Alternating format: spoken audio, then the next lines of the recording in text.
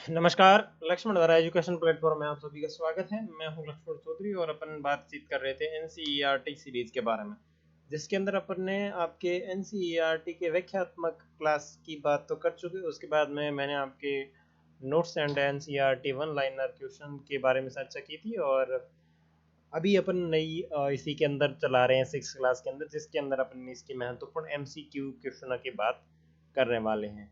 तो last video में अपन ने आपके तीसरे अध्याय की बातचीत की थी, और आज अपन चौथे अध्याय की बातचीत करेंगे।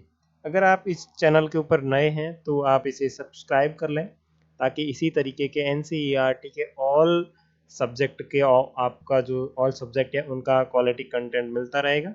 साथ ही साथ आप इसके वीडियो के जो अबाउट सेक्शन है तथा कमेंट सेक्शन है उसको भी चेक कर लेना, जिसके अंदर मैंने इम्पोर्टेंट्स लिंक दे रखी है जो आपके लिए काफ़ी हेल्पफुल रहेगी। तो चलिए क्लास को शुरू करते हैं। देखो, क्लास को शुरू करने से पहले अपन आपके अध्याय का नाम देख लेते हैं, और आपका जो अध्याय है इसका नाम है मानचित्र। ठीक है, आपके जो अध्याय का नाम है वो आपके अध्याय का नाम है मानचित्र, और जो आपका अध्याय है वो अध्याय है चौथा। ठीक है ना। अध्याय क्रमांक जो है वो आपका 4 है, मानचित्र इसका नाम है। और अभी अपन देख लेते हैं कौन कौन सी चीज़ किस तरीके से इसके अंदर पूछी हुई है। तो देखो,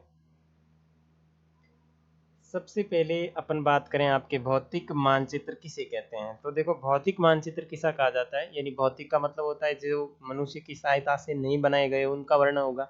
तो देखो, भौतिक के अंदर आपके पर्वतों का वर्णन मिलेगा, पठार का मिलेगा, मैदान का मिलेगा, महासागर का मिलेगा, देश या राज्य का नहीं मिलेगा। देश और राज्य तो भाई किसने बनाए हैं? देश और राज्य तो आपके लोगों के द्वारा बनाए गए, तो ये कृत्रिम हो जाएगा। तो ये हो जाएगा आपका सी नंबर 1, 2, 3 और 4। नीचे व्याख्या में देखो, पृथ्वी की प्राकृतिक एवं प्राकृतिक आकृतियां जैसे पर्वत है, पठार है, मैदान, नदियां, महासागर के इत्यादि को दर्शाने वाला मानचित्र भौतिक या उच्चावच मानचित्र कहलाता है। तो चीज़ ध्यान रखना, भौतिक तथा उच्चावच मानचित्र के अंदर पर्वत आएगा, पठार आएगा, मैदान आएगा, नदी आएगा और महासागर का वर्णन मिलेगा। उसके बाद में 2 नंबर का क्वेश्चन है, उसके अंदर देखो, राज्य, नगरों, शहर तथा गांवों और विश्व के विभिन्न देशों व राज्यों तथा उनकी सीमाओं को दर्शाने वाले मानचित्र को क्या कहा जाता है। तो इस तरीके का जो मानचित्र होता है, जो विभिन्न नगरों, शहरों के, राज्यों का जो सीमाएं होती है उनको दिखाने का काम करता है, तो वो आपका होता है राजनीतिक मैप होता है। ठीक है ना, राजनीतिक मैप होता है जो इस तरीके का काम करता है। एक्सप्लेनेशन में देख लीजिए, राज्य, नगर, शहर तथा गांव और विश्व के विभिन्न देशों व राज्यों तथा उनकी सीमाओं को दर्शाने वाले मानचित्र को राजनीतिक मानचित्र कहा जाता है। ठीक है ना। थीमेटिक मानचित्र की बात करें तो थीमेटिक मानचित्र किसे कहते हैं? सड़क मानचित्र, वृषा मानचित्र या फिर वन तथा उद्योग वितरण को दर्शाने वाला मानचित्र क्या आपका थीमेटिक मानचित्र कहलाता है? तो बिल्कुल, थीमेटिक मानचित्र जो होता है वो आपका पर्टिकुलर किसी चीज विशेष से संबंधित होता है। जैसे सड़क हो गया तो उसके अंदर आपकी सड़कें सड़कें बताई जाएगी, या फिर वर्षा का मानचित्र हो गया, यानी कहाँ पे कम कहाँ पे ज्यादा, इस तरीके की चीजों का वर्णन मिलेगा। ठीक है ना। और उसके बाद में अगर आपके वन की बात करें तो केवल वनों का वर्णन मिलेगा। तो तीसरे प्रश्न में आपका जो ऑप्शन राइट होगा वो होगा आपका ऑप्शन डी। ठीक है।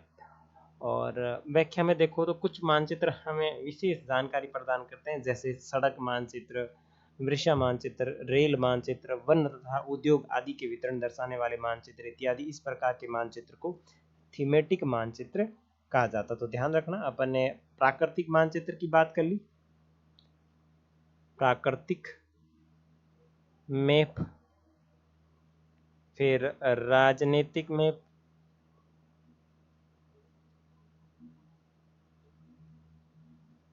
और उसके बाद में अभी मैंने जो बात की ये आपका हो गया थीमेटिक मैप।